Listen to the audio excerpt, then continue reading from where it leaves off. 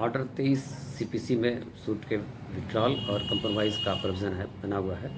Order 23 में कुल 4 rule हैं। तो रूल 1 और 2 सूट के विड्रॉल के बारे में है, और रूल 3 सूट के कंप्रोमाइज़ के बारे में है, और रूल 4 जो ये कहता है कि ये ऑर्डर एक्सक्यूशन प्रोसीडिंग पर अप्लाई नहीं करेगा। तो ऑर्डर 23 का रूल 1 में सब रूल 5 हैं कुल। तो सब रूल 1 में ये प्रोविज़न है कि सूट को हम किसी भी टाइम विड्रॉ कर सकते हैं। उसने सूट फाइल किया और हमको आवश्यकता नहीं है, काज ऑफ एक्शन ख़त्म हो गया या कोई डिस्प्यूट नहीं रह गया, तो हम किसी भी स्टेज पर विड्रॉ कर सकते हैं। सब रूल 1 ये कहता है।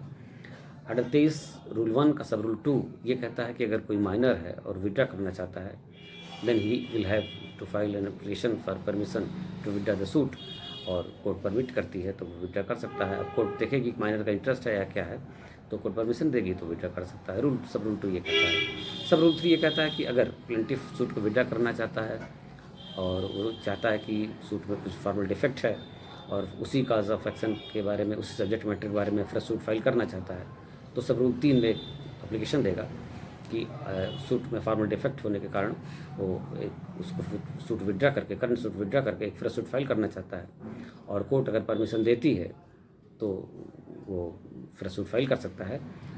ये उसके परमिशन के लिए जो एप्लीकेशन पड़ेगी वो 23 रूल 1 के सब रूल 3 में पड़ेगी। तो सब रूल 3 ये है, अगर आपको विड्रॉ करना suit with permission to file fresh suit on the same subject matter, तो आपको सब रूल 3 में आपको एप्लीकेशन मूव करनी होगी।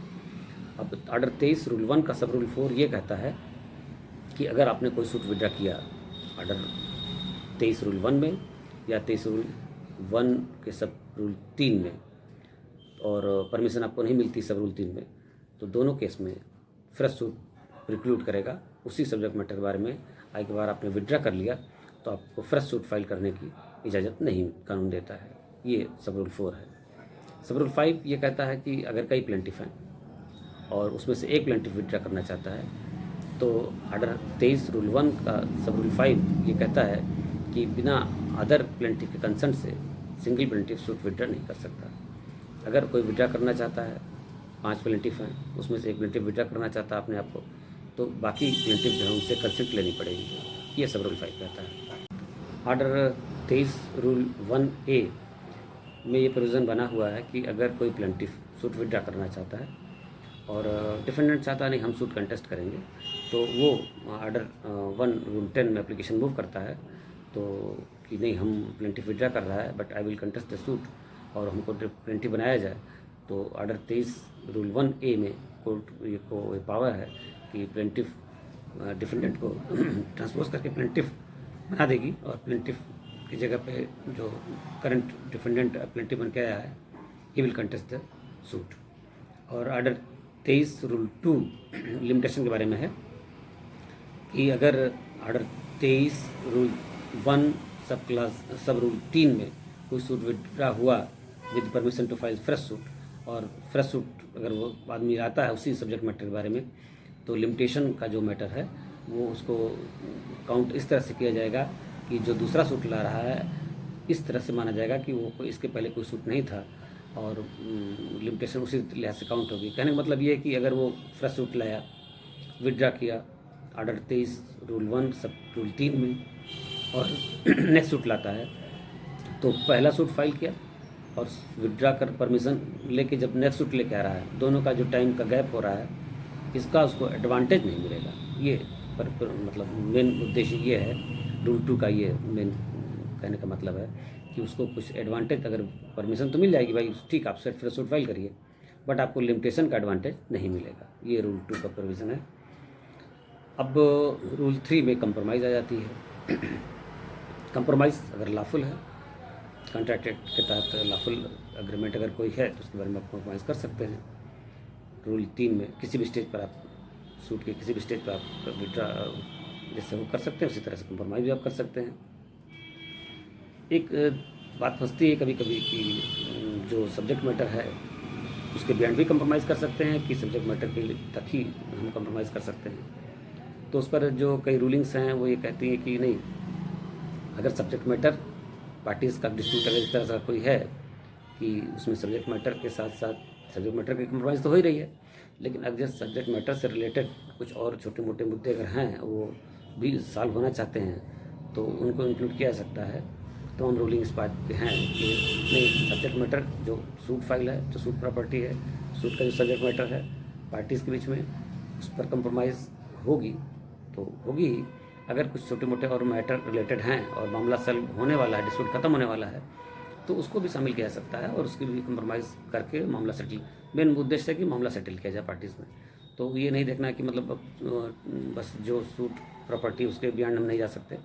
तमाम रूलिंग ये कहती है कि नहीं, उसके बियॉन्ड भी हम थोड़ा मोड़ा जा सकते हैं।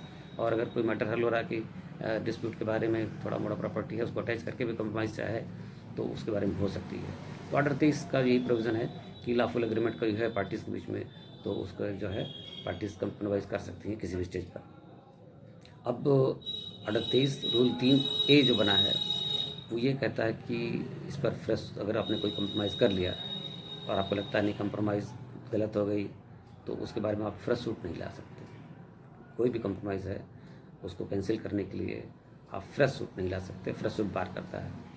अब यहाँ ये देखना होगा कि ऑर्डर 23(3) में अगर कोई कंप्रोमाइज़ हुई, प्लेंटिव डिफेंडेंट ने कंप्रोमाइज़ किया, तो 23A ये कहता है कि आप प्लेंटिव डिफेंडेंट उसको कंप्रोमाइज़ को तोड़ने के लिए फ्रेश सूट नहीं ला सकते।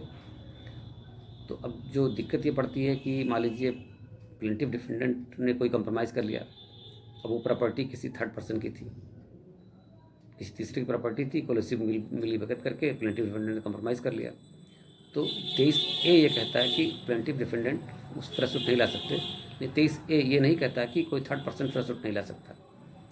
अगर कोई प्रॉपर्टी वो थर्ड पर्सन की थी और वो उसको लगता है कि नहीं, तो दोनों लोग फ्रॉड करके हमारी प्रॉपर्टी लोग हड़प लिए हैं, तो उस पर 23A नहीं अप्लाई करेगा। उसके लिए है वो एक फ्रेश सूट ला सकता है कि साहब ये इन लोगों ने मिल करके, एक्चुअल ओनर मैं हूँ और इन लोगों ने मिलकर कंप्रोमाइज़ करके मेरी प्रॉपर्टी को हड़प लिया। तो 23A ये का प्रोविज़न ये है कि बार करता है कोई कंप्रोमाइज़ के बारे में फ्रेश सूट लाने के लिए। तो प्रोविज़न क्या है?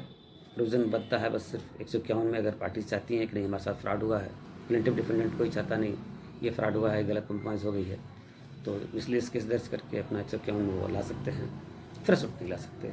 23(3)A का ये प्रोविज़न है। और 23(3)B ये कहता है कि अगर कोई रिप्रेजेंटेटिव सूट है तो उसमें आप जो है कंप्रोमाइज़ बिना परमिशन के आप नहीं कर सकते। आपको कोर्ट में दरख्वास्त देनी होगी। जैसे ऑर्डर 1 रूल 8 का कोई दावा है, रास्ते का दावा है, पब्लिक इंटरेस्ट का दावा है, तो कोई एक आदमी कंप्रोमाइज़ कर ले, ऐसा नहीं हो सकता। आप एप्लीकेशन मूव करिएगा, परमिशन कोर्ट अगर समझती है तो देगी, तब आप कंप्रोमाइज़ कर सकते हैं। 3B ये कहता है।